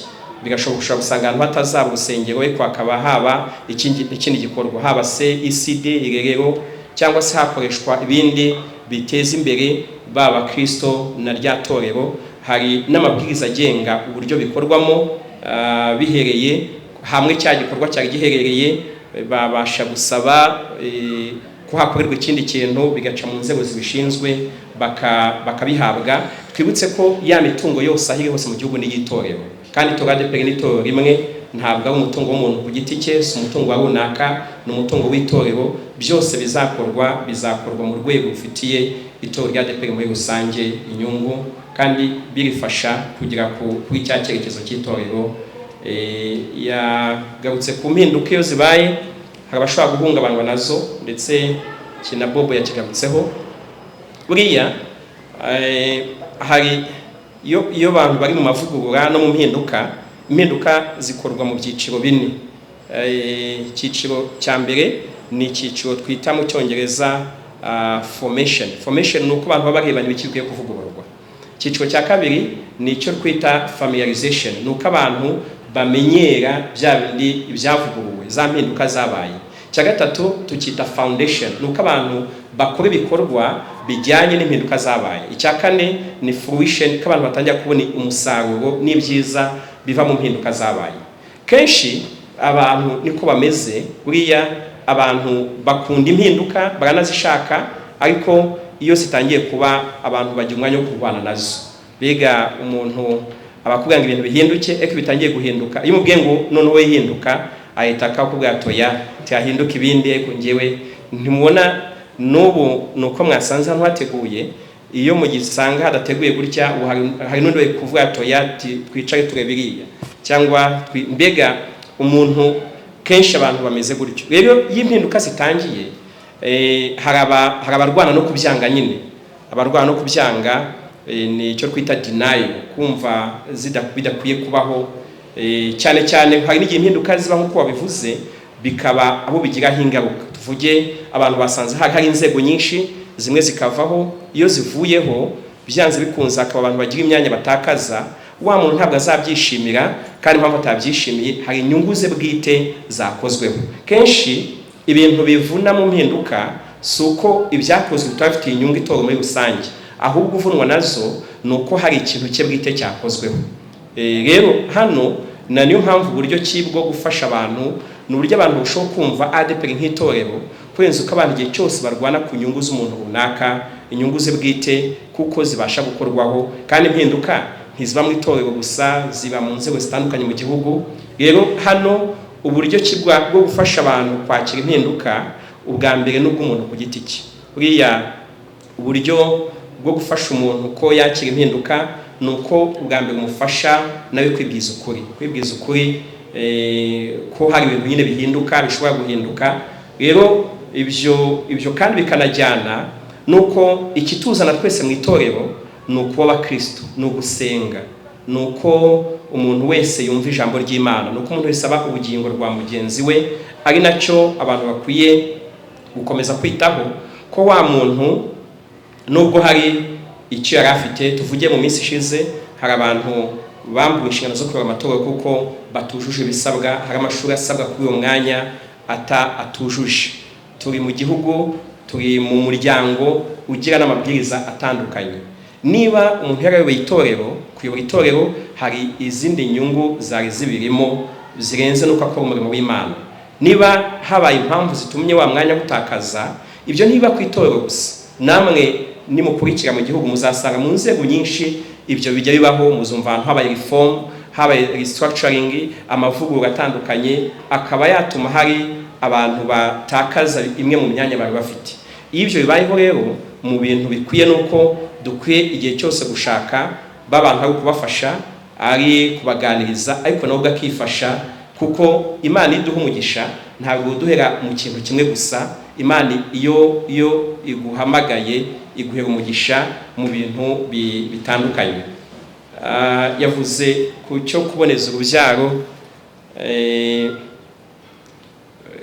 kwigisha abantu ko bakwiye kubyara abana bashoboye kurera. Ibyo tubitoza abantu cyane, tubigarukaho iyo twigisha abagiye kubana, kuko ijambo ry'Imana Pawulo yabwiye Timoteyo ni uko umuntu udashoboye kwita kubo mu rugo rwe ngo abamenyere bakwiye aba ari mubi kurenza utizera. Ni nayo mpamvu ikintu gikomeye ni uburyo ki buri muntu wese ufite umuryango, ufite abana, akwiye guharanira icyatuma babana babaho neza, abitaho, ababonera ibakwiye. Mbega ibyo bikwiye kuba binamufasha gutekereza mu gihe atekereza kubyara, kuko Imana yaduhaye ubwenge, yaduhaye gutekereza. Ntabwo turi abantu babaho mu buzima budatekereza, turi abantu bo mu buzima butekereza, kuko turi abantu nyine yahaye ubwenge. Ukwiye no kwibaza ku cyemezo cyose ufashe, n'ufashe icyemezo cyo kubyara, ukwiye kuba unatekereza ku nshingano zijyanye no kurera abana uzabyara. Ikijyanye no kwita ku bantu bagize divorce, na Daniel yakigarutseho. cyane yavuze ikintu cyo kwitabwaho cyane. Tugira gahunda za counseling, ariko abantu bakwiye kureba, bigashoboka ko usanga abantu batandukanye ku mpamvu nyine zitandukanye.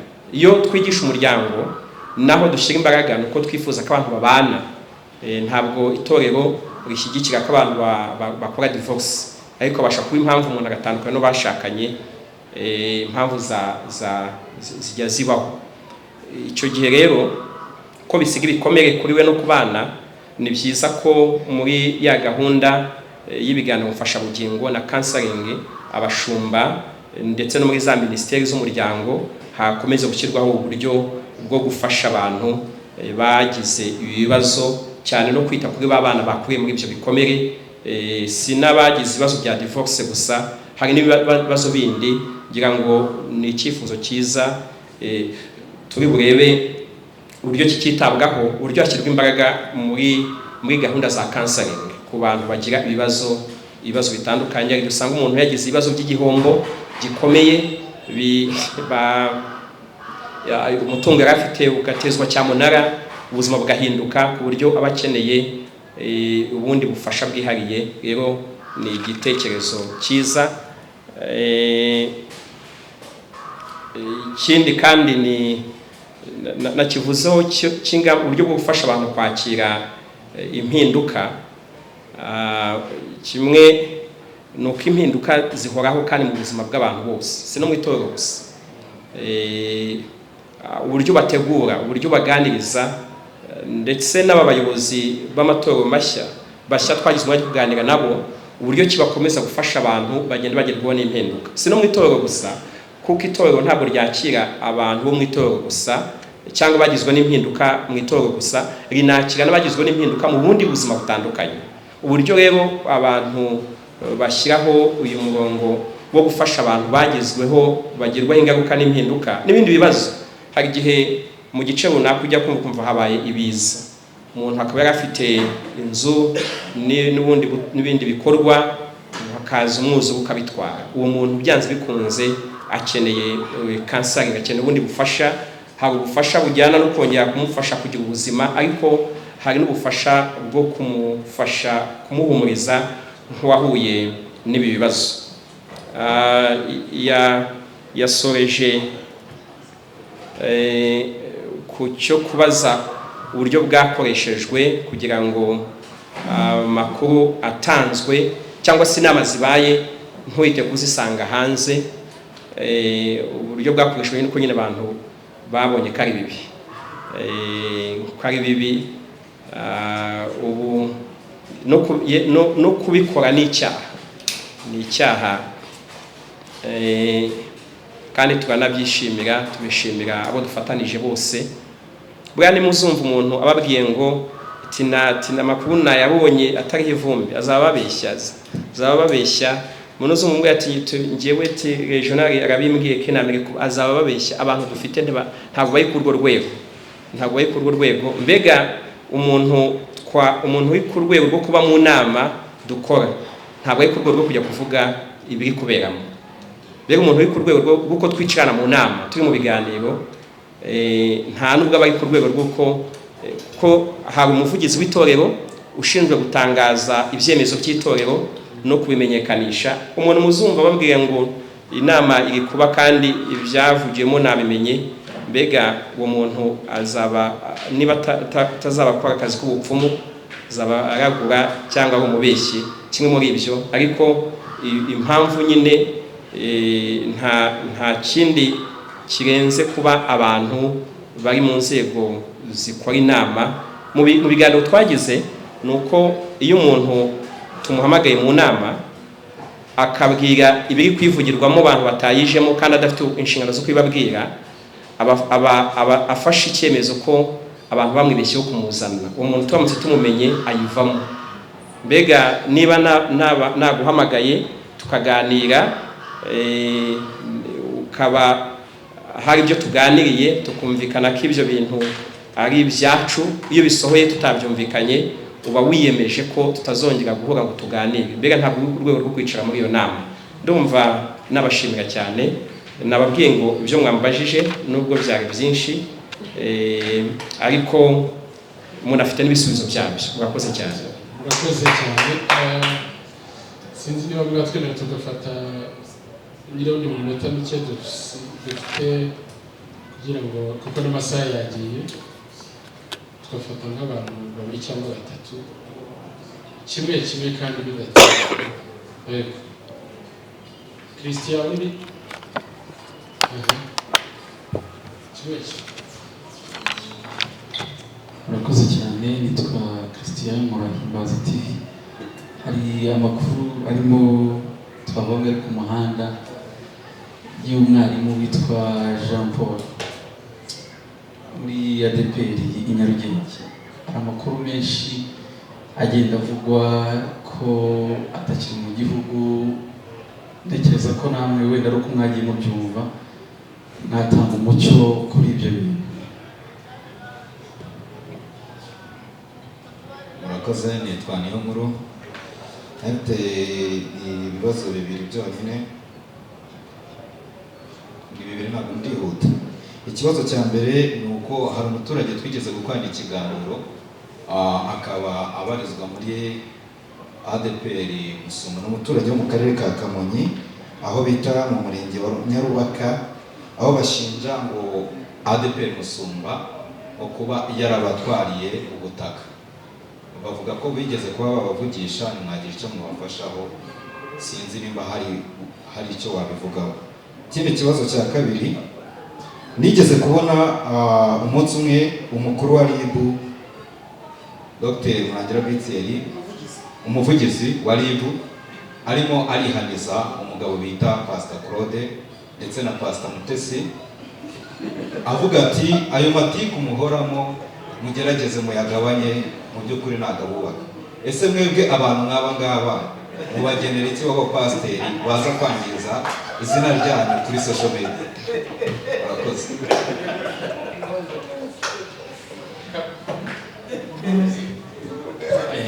Murakoze. Nanjye nitwa Hori, nkaba nifite ikibazo nshaka kwibaza. Maze iminsi kuri social media cyangwa se ku ma YouTube hagaragazwa bimwe mu nyandiko cyangwa se ngo uko uyu munsi twawe na Sabe gikora muri ADPR, neza ko ari impapuro mpimbano zivuga ko ushobora kuba wegujwe. Nagira ngo nibaze nubwo hari aho wageze uravuga ati ese n'ibyo ntamwe nk'iyo mubibonye mwebwe nyine muri kuri social media mwifata guta. Abantu benshi hano bagiye bakirengaho batinya hari no kukibaza, ariyo mpamvu nkibajije. Iyo ubona hari izi mpapuro mpimbano cyangwa se nk'aya makuru mahimbano avuga ko wegujwe nk'umukuru cyangwa umuvugizi wa ADPR, akaba himitswe cyangwa se ingoma yawe yarangiye, ibyo kuri social media wewe uri muri biro ukabibona, iyo kuganira ubivuga hiki? Murakoze cyane. Mwarimu Jean Paul amakuru dufite nuko yagiye kwiga, ngira ngo ibindi ni umuntu ufite umuryango, nuko hari abantu bakurikirana ubuzima kugeza no ku buzima bw'abantu bwite, rero ibindi n'ubuzima bwe bwite. Cyeka niba ari uwo afitanye nawe ikibazo, nawe yagira ubwene azakigeza ku bagishinzwe, ko nta kibazo tuzafitanye n'abantu.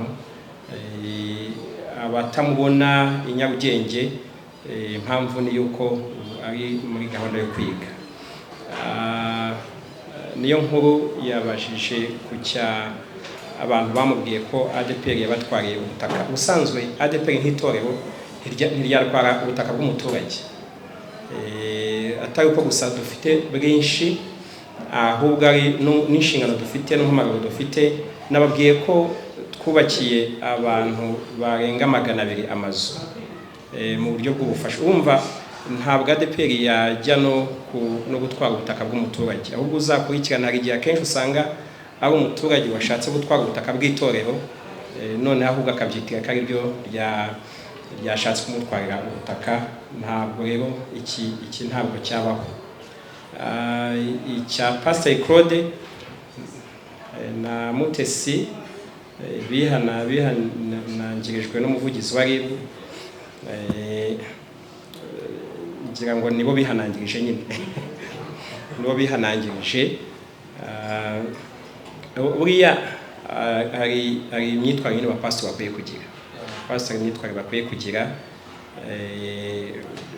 kandi cyo no kuvuga ari Claude mvuge n'abandi bose kuko hari abapasiteri batandukanye mbona kuri social media ariko ikindi mujye mubanza munamenye kuko pastori arabitwa pastori ari izina bwite atari izina ry'inshingano hari anabitwa abapastori no kuba bishop ari izina ry'akazi atari izina ry'inshingano bega murabizi ko kuri social media abantu bitwa amazina mujye munakurikirana mumenye ayo mazina niba ari izina ry'akazi niba ari izina bwite niba ari izina ry'ihimbano niba ari izina ry'umuhamagaro niba ari izina ry'inshingano ubwo rero hari igihe nyine kuri social media bivanga abantu yagiye wumva umuntu ni apotre runaka ni bishop runaka ni prophete runaka ni pastor runaka kandi wakurikira ugasanga suko afite yarubanuriwe iyo nshingano ahubwo ni izina ry'akazi ugasanga undi muntu yitwa professor runaka kandi atazi gusoma no kwandika kubera yakoresheje iyo title rero aho muzabanze mujye mubanza mubaza murebe abo bantu murebe niba ari titre y'akazi ari y'umuhamagaro ari yo muri social media kugira ngo mumenye ko ari byumbaza tubona pastor yakwiye kwitwa gutya sinzi umuntu niba ari pastor by'akazi niba pastor bya wimitswe niba ari pastor wa muri social media ariko ni byiza ko umuntu wese uhabwa n'uwiyita izina rifite aho rihuriye n'umurimo wa gishumba hari n'ibyo abantu bakwiye kuba bitaho ibibo mbivuza muri rusange ku bapastori bose baba muri social media ariko atari nabo no muri social media umuntu iyo hawe inshingano ya gishumba akwiye kuba byitwararika buriya usibye n'uwabigo abantu bakimikwa ndabyibuka tukiri no ku ishuri ariyo wasanga umuntu bamwise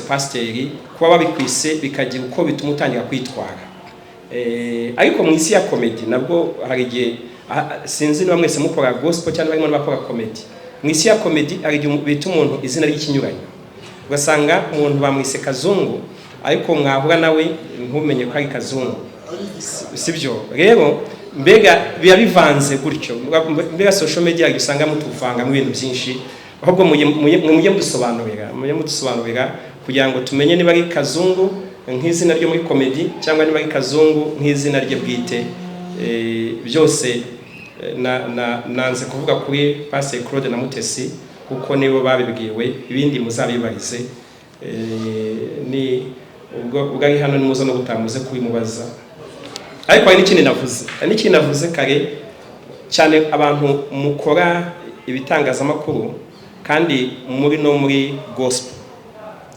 rwose kambibasabe mujye mwicarana umwaka utaha ngiye kuzashaka uburyo mbahuze dukorana ibiganiro dukorana ibiganiro cyane abantu bari muri gospel bitwa ko bari mu gice cy'ibyiyobokamana umwaka utandashaka nzashaka uburyo duhura tugirana ibiganiro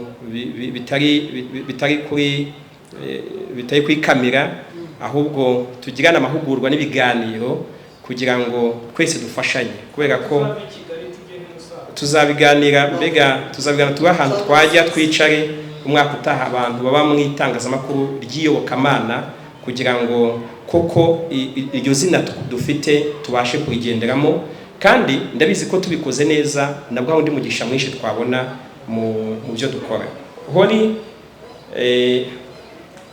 yavuze nyine ku nkuru z'ibihimbano ziba zivugwa ku mushumba mukuru wa ADPR ngamaze ati ubyumvise iyo ubonye byumvise uri muri biro bigenda ubyumva gute iyo ubonye inkuru ivuga ngo umushumba mukuru yegujwe iyo hari n'igihe ubona umuntu akubwiye umushumba mukuru yahunze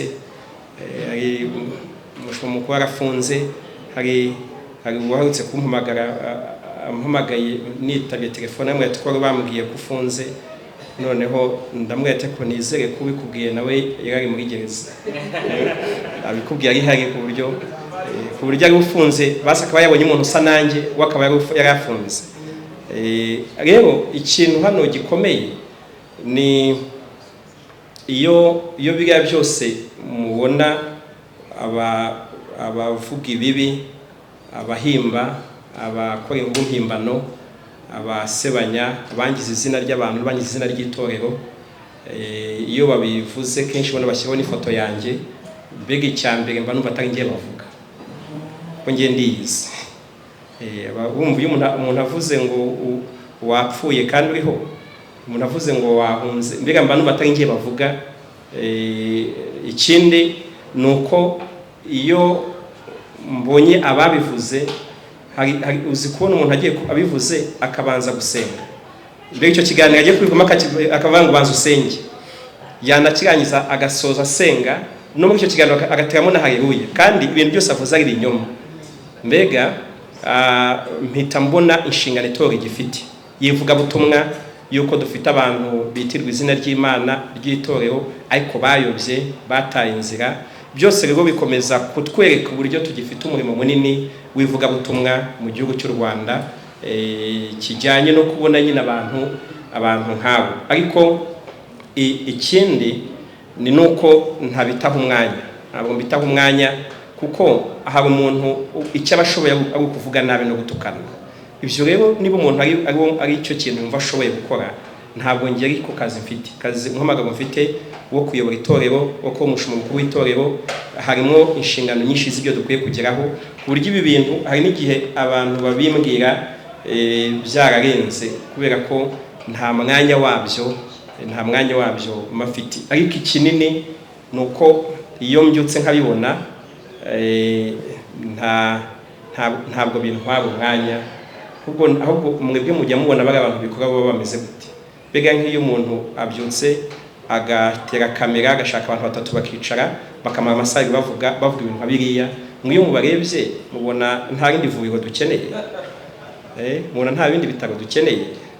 Mbega muzabisesengure nabyo abantu muri cya kiganiro tuzagira nabyo abantu bazabigira. Akabazo k'amatsiko ka nyuma, ese wumva mu gihe kiri imbere bibaye ari ibishobotse Imana ikabikigutije ubuzima ukabasha kubaho, manda yawe yo kuyobora cyangwa se kuba gufasha inshingano muri ADPR byakomeza? Icyambere kuko sinjye wishyira, inshingano mfite niyo kurangiza manda nahawe neza, n'ibyo nakoze nkabikora neza. Aho rero nihagera hari inama nkuru y'abashumba, ndabizi iramutse insabye gukomeza, icyo gihe bizaba ibindi biganiro, ariko uyu munsi icyo nitayeho ni icyo kureba kuko manda dufite isigaje imyaka 2. Rero igikomeye ni icyo cyuko twifuza ko wa murimo inshingano twahawe tuzirangiza neza. Ibindi bisigaye nibigeraho ngaho abantu bazabiganira, abantu bazabisengera, ndetse n'inama nkuru y'abashumba n'abakristo muri rusange. Igikomeye dukwiye gufatikanya twese, buriya n'iki ngisorezeho, buriya gufasha umuyobozi wawe gusoza inshingano ze neza aba ari gufasha nawe gukora neza. Mu bintu dukwiye gufatikanya twese nk'abanyetorero mu byiciro bitandukanye, nuko ubuyobozi busoza neza. Niba ufite umuyobozi wa korali, niba ufite umuyobozi mushumba wa paruwase muzi w'itorero, niba ufite umuyobozi wa komite y'abagabo, ni byiza ko abantu bafatanya kuba umuyobozi bafite inshingano yazihawe zisoza neza, kuko iyo zisoje neza abantu bose bari mu cya cyiciro basoje neza. Buriya iyo umuyobozi wa ADPR asoje inshingano ze neza, n'abakristo ba ADPR baba bakoze umurimo wabo neza. Yesu abahe umugisha, turabashimiye cyane. Murakoze cyane. Munyemerere turimo dusoza umushumba mukuru, mwongere kudunyuriramo mu bikorwa birangaje imbere ku gusoza umwaka, ndetse munagire message mugenera abanyatorero binyuze kuri ibitangazamakuru twari turi kumwe, muze no gusoza mudusengera muduhishumisha. Murakoze cyane. Ibikorwa biri imbere muri kono kwezi kwa 12, igikorwa cya mbere ibikorwa bibiri bifatanije, ni igikorwa cyo kwizihiza imyaka 85 itorero rimaze kandi kizaba kinajyana no kureba icyerekezo dufite cy'ibikorwa aho twifuza kugira kugeza 2050 nk'itorero. Icyo gikorwa kikaba kizanahuzwa na gahunda yo gusengera abapastori bizakorerwa mu ndembo zose nk'uko nabivuze. Tuzatangira kwa kabiri ku itariki 9 tubatumiye hariya aho bita kwitaba, niho uyu muhango wo kurobanura abapastori uzabera, kandi muri urwo rurembo tuzaba turi no kwizihiza imyaka 85 itora imaze, tureba ibyagezweho muri urwo rurembo, ariko tunareba ibikorwa by'ingenzi abantu bakwiye kwitaho mu myaka iri imbere. Kuri kwa gatatu ku itariki 10 tuzaba turi mu rurembo rwa Nyabisindu, tuzaba muri paruwasi ya Ruhango, naho turabatumiye nabwo muzaze twifatanya n'ururembo rwa Nyabisindu mu gikorwa cyo kurobanura no guhinshingana abapastori, kandi tunizihiza imyaka 85 tunareba aho tugana mu yindi myaka iri imbere kugeza 2050. Tuzakomeza Igicumbi naho tubasutumiye ni hariya hafi, namwe kandi ntimuzahabure muri urwo rugendo rwo kwizihiza imyaka 85 ariko no kurobanura guhinshingano abapastori muri urwo rurembo. Tuzakomeza ubwo ahazaba ari kuwa 4, kuwa 5 tuzaba turi mu rurembo rwa Ngoma mu karere ka Ngoma muri paruwasi ya Nyamugari, naho mu gikorwa cyo kwizihiza imyaka 85 itorero rimaze muri urwo rurembo, ariko tunaganira by'umwihariko aho tugana imyaka iri imbere, tunasengera turobanura abapastori muri urwo rurembo. Kuwa 6 kuri 13 nabwo tuzaba turi i Nyagatare mu rurembo rwa Nyagatare, niho tuzahurira mu gikorwa cyo kurobanura abapastori, dushimira Imana imyaka 85 itorero rimaze, tunareba muri urwo rurembo niho dukwiye kugana n'ibiki dukwiye kwitaho mu gihe kiri imbere. Ku cyumweru mu gihugu hose kuri 14 azaba amateraniro adasanzwe yo gushimira Imana by'Imana yakoze muri imyaka itambutse, ariko harimo no gusenga kugira ngo Imana ikomeze guha umugisha, guha igihugu cy'u Rwanda umugisha, kwagura itorero mu yindi myaka iri imbere. Kuri 15 azaba ari kuwa mbere i Nyarugenge, nabwo mu rurembo rwa Kigali tuzahahurira tuje gushimira Imana imyaka 85 muri no rurembo, tuje kurobanura abapastori, nabwo tubatumiye ntimuzabure. Kandi tuzahita dukomereza mu rurembo rwa Muhoza hariya Musanze mu bikorwa nk'ibyo kuwa 2 dushimira Imana imyaka 85, tureba aho tugana mu gihe kiri imbere, ariko kandi tunarobanura abapastori dutanga inshingano. Azaba kuwa 2 kuri 16. Kuri 17 tuzahurira hehe ni i Rubavu mu rurembo rwa Rubavu mu bikorwa nk'ibyo tuzatwakoza ahandi, kurobanura abapastori imyaka 85 tumaze. 18 duhurire i Gihundwe mu rurembo rwa Gihundwe Rusizi, nabwo tuzaba twikwizihiza imyaka 85 itorero rimaze, murabizi naho ryatangiriye. Noneho tugire gahunda yo kurobanura abapastori muri urwo rurembo, ariko tunareba ngo ntihe twifuza kujya mu myaka 25 iri imbere. Tuzaza ku itariki 20 hano i Kigali, hano ku Gisozi, twakorere ikindi gikorwa gihuje bya bikorwa byose ku rwego rw'igihugu, nabwo tureba imyaka 85 niki idusigiye mu myaka 25 iri imbere, ntihe twifuza kujya muri ibyo bikorwa byose. Turabatumiye, tuzaba turi kumwe n'abafatanya bikorwa b'itorero, tuzaba turi kumwe na bamwe mu bamisiyoneri bagize uruhare mu gutangiza umurimo w'Imana hano mu Rwanda bavuye mu gihugu cya Swede, n'abandi bafatanya bikorwa batandukanye. Aho hose mu gihugu ni umwanya wo guhimbaza Imana, wo kuyishima. Ni ibikorwa tubahamagarira mwese kwitabira. Murabyumva ko mu mpera z'umwaka dufite ibiterane bya Noheli, dufite bonane, mboneho gusoza umwanya bifuriza gusoza uyu mwaka neza 2025, kandi umwaka wa 2026 uzabere mwiza. Turabakunda, tubifuriza ibyiza, kandi 2026 turizera ko tuzafatanya ibikorwa byinshi byo kwamamaza ubutumwa bwiza ariko no guharanira icyatuma abanyarwanda abanyitorero bakomeza kugira imibereho myiza. Murakoze cyane, Yesu abahe umugisha. Mureke dusenge dusoza. Kambasire dusenge duhagurutse.